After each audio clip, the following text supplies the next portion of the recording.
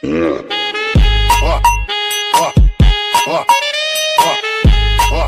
to these images right below this video in the description. We're gonna start out with these two layers, the photo frame background and the snow border. I have them on two separate layers, of course.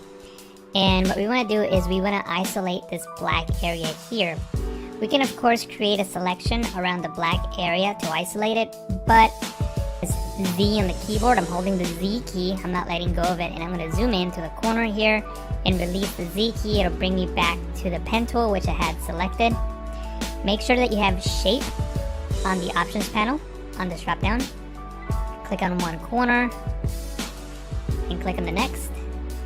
Hold the space bar, pan down, click on the bottom right corner, and then click on the, and I'm also gonna double tap here on the zoom tool just so we can see the image at 100%. And actually, now that I'm looking at it at 100%, I'm actually gonna right click on it and choose fit on screen so that I can see the entire composition. Then I'm gonna press Ctrl J, Command J on the Mac to duplicate. So now I have two copies. I'm going to disable the one on the top by clicking on this eye icon, and the one on the bottom here, I'm going to clip to the shape below it. So with that layer selected, I'm going to press Ctrl Alt G, Command Option G on the Mac. Then I'm going to enable the layer right above that, and I'm just going to make a selection around the click and drag, and we'll worry about the details later. So we're just going to select her as quick as we can. So I'm just clicking and dragging, and notice that my selection is not very accurate. You shouldn't spend too much time at this moment. If you select an area like this part here that is obviously not going to be part of the selection, I'm going to hold Alt, Option on the Mac, click and drag just to refine that selection just a little bit more.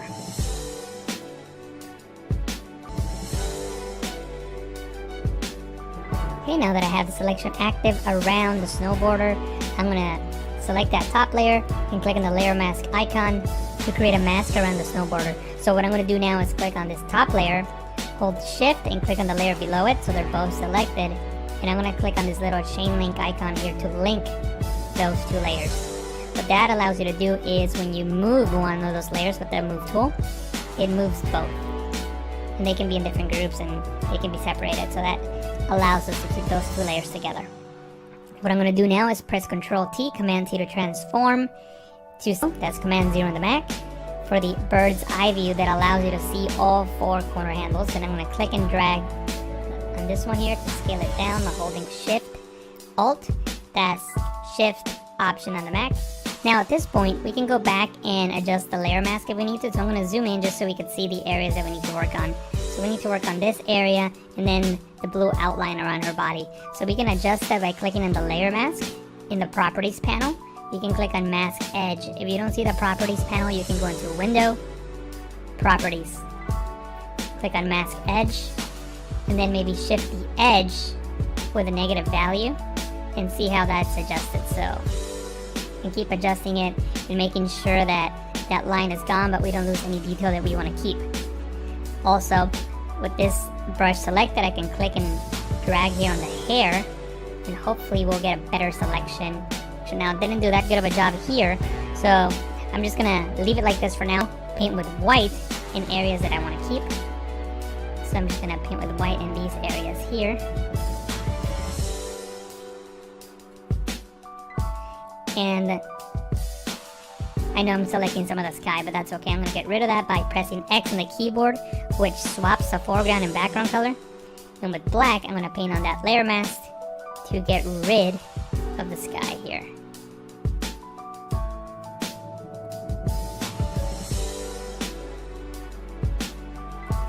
And I'm not going to take the time to do so now. I will do that after the tutorial and you can see the final image, but I'm just going to go around the entire image and just make sure that everything is masked out accordingly.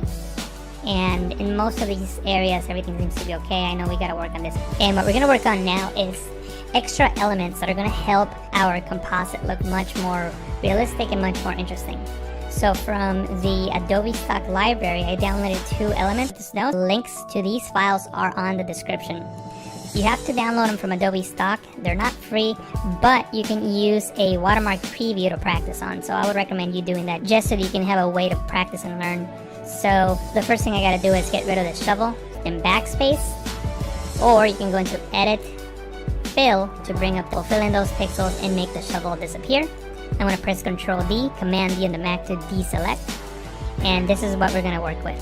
The first thing that we need to do is mask out the snow from the ground.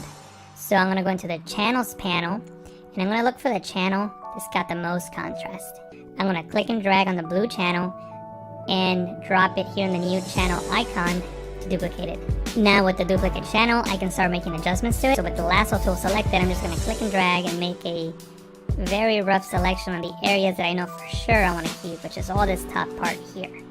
Now that I have the selection active, I can fill with foreground color. You can hold Alt and Backspace, Option, Backspace on the Mac, then Control D, Command D on the Mac to deselect. Now we gotta work on this bottom part.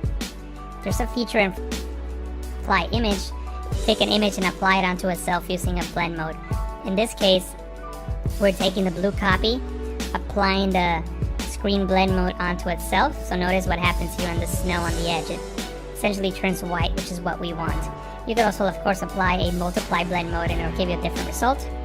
In this case, I think I'm gonna go with screen, and then I'll just work on the edges in the next step. So I'm gonna press OK. And what I'm gonna do now is go into Image, Adjustment, Levels, and bring the levels to the right, the dark values to the right, so we have more contrast between the snow and the ground. And remember, we're gonna be making a selection. Anything that's white in this screen will be selected. Anything that is black will be deselected. So I'm gonna drag this one over to the left a little bit. I'm looking at the edges here. And maybe drag this one to the left as well. And press OK. Now, what I'm gonna do now is click on the brush tool, select black as my foreground color so I can paint with black. I'm gonna increase the size of my brush by clicking on the right bracket key on the keyboard. And I'm just gonna paint with black. And again, you don't have to be very accurate. As long as you get close enough, it should be good. And I'm just painting these pixels away, which represent the floor. And once again, I'm gonna go into Image, Adjustment, Levels, and darken up some of the darker pixels and brighten up the midtones a little bit. And press OK. So this selection looks like it'll work.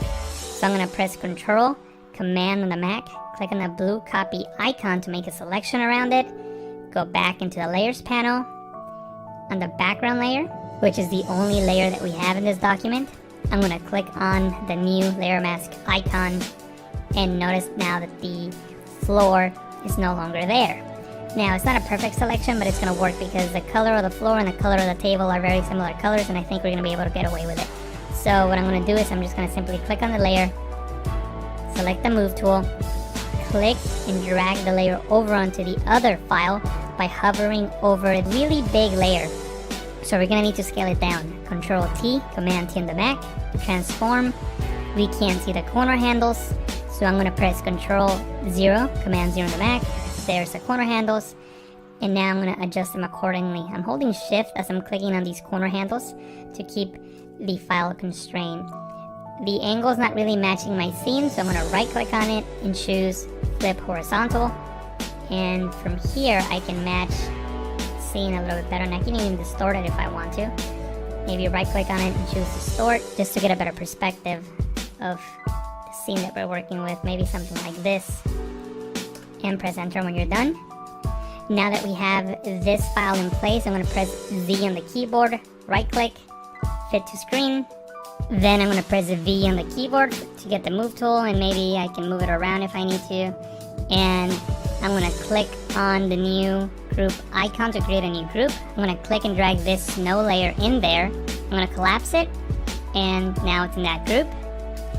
Next, I'm gonna hold Alt, Option on the Mac, and click on the layer mask icon to create a black layer mask which hides everything.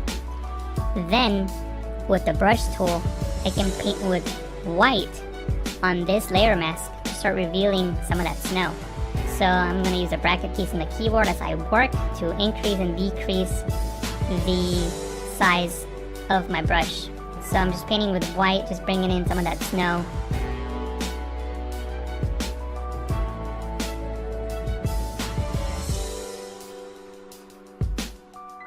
And if you make a mistake, you can press X on the keyboard to paint with black and maybe shape snow a little bit better. So maybe something like that.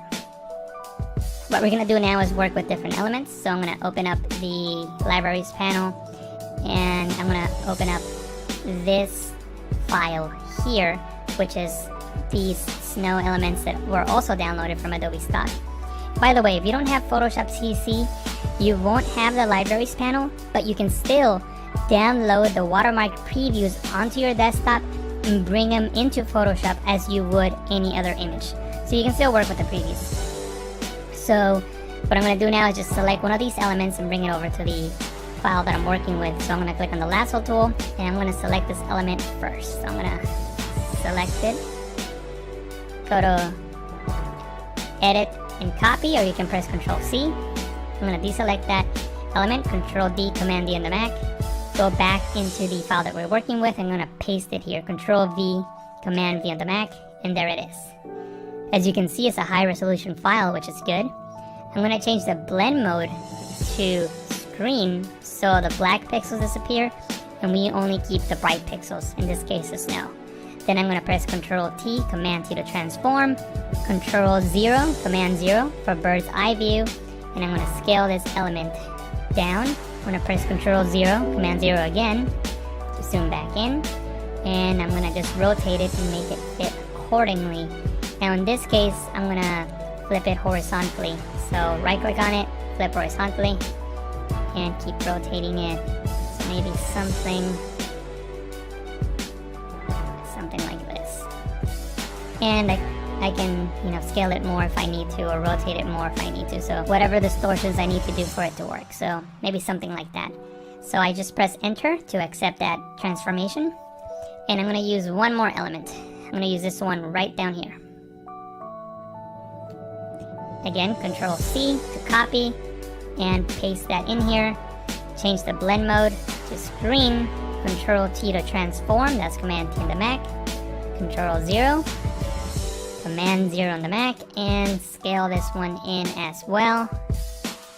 And I'm going to zoom in and rotate this one into position, maybe right about here or so. But I want this one to be in the back. So I'm going to click and drag this one and place it way back here. And I'm going to press V to select the move tool, and I'm going to move it around just to fit it into position. So maybe something like this. And actually, I just realized that I made a mistake. Notice how this element gets cut off right in this area? That's because this element needs to be right here. It needs to be in between the layer that's popping out the subject and the layer that is clipped to the vector. So right in between those two. So now the snow follows through into the frame. Now the last thing we're going to do is we're going to work with shadows. So first of all, the snow here on the table, it needs a shadow. So I'm going to open up this group, double click on the snow layer here, and click on drop shadow. Notice a little drop shadow there. You can use the settings that I have here if you like. Notice that I'm not using black, I'm using a dark burgundy color, which is similar to that color you see right there, right under the frame. And just brought the intensity down to about 25% using multiply. And notice the light is coming from the right. The light on her face is coming from the right, and so is the light hitting the frame. So you sort of want to match that with the shadows. So the shadows will be on the left side, sort of like here behind the frame. So this is what this is showing. So if I were to bring it up to 100%, this is what that looks like. Obviously that's too much, so leave it at about 25% or so. And what I'm going to do now is right above this snow element here, I'm going to create a new layer, and I'm just going to paint with this color here under the board. So you can click on the eyedropper tool, select that color, and maybe make it a little bit darker because it's too light. Something like that, and just continue that shadow that's coming off the board. And actually, let me drag this layer up on top of the group and just continue painting that shadow that's coming off the board. So maybe something like this. And then change the blend mode to multiply and bring that shadow way down. So maybe something like that. Now the only difference between the final image that you saw in the beginning and this one is that with the final image I took a little more time working with the mask, a little more time placing the elements and moving things around so they fit a little bit better. But these are the techniques that I use to create this effect. If you decide to create an image using this tutorial or any of my tutorials, then upload it to Instagram with the hashtag PTCVids. Every so often I do a search for that hashtag, and if I find your image, I'll leave a comment. And that's it for this tutorial. I hope that you enjoyed it and that you learned something new. If you have any comments or questions, leave them down below. If you enjoy the tutorial, don't forget to click that like button and share this video with a friend. If you haven't already selected, and I'm going to click on this little chain link icon here to link those two layers. What that allows you to do is when you move one of those layers with the move tool, it moves both. And they can be in different groups and they can be separated, so that allows us to keep those two layers together. What I'm going to do now is press Ctrl T, Command T to transform, to scale this and adjust it accordingly. If you can't see the corner handles that you want to click and drag on, you can press Ctrl 0, that's Command 0 on the Mac, for the bird's eye view that allows you to see all 4 corner handles. Then I'm going to click and drag on this one here to scale it down by holding Shift Alt, that's Shift Option on the Mac. Now at this point we can go back and adjust the layer mask if we need to, so I'm going to zoom in just so we can see the areas that we need to work on. So we need to work on this area and then the blue outline around her body. So we can adjust that by clicking on the layer mask in the properties panel. You can click on mask edge. If you don't see the properties panel, you can go into window, properties, click on mask edge, and then maybe shift the edge with a negative value and see how that's adjusted. So you can keep adjusting it and making sure that that line is gone, but we don't lose any detail that we want to keep. Also, with this brush selected, I can click and drag here on the hair, and hopefully we'll get a better selection. So now I didn't do that good of a job here, so I'm just gonna leave it like this for now, and then I can come back with the brush tool and fix that in a moment. So I'm gonna press OK, click on the brush tool, paint with white in areas that I want to keep. So I'm just gonna paint with white in these areas here.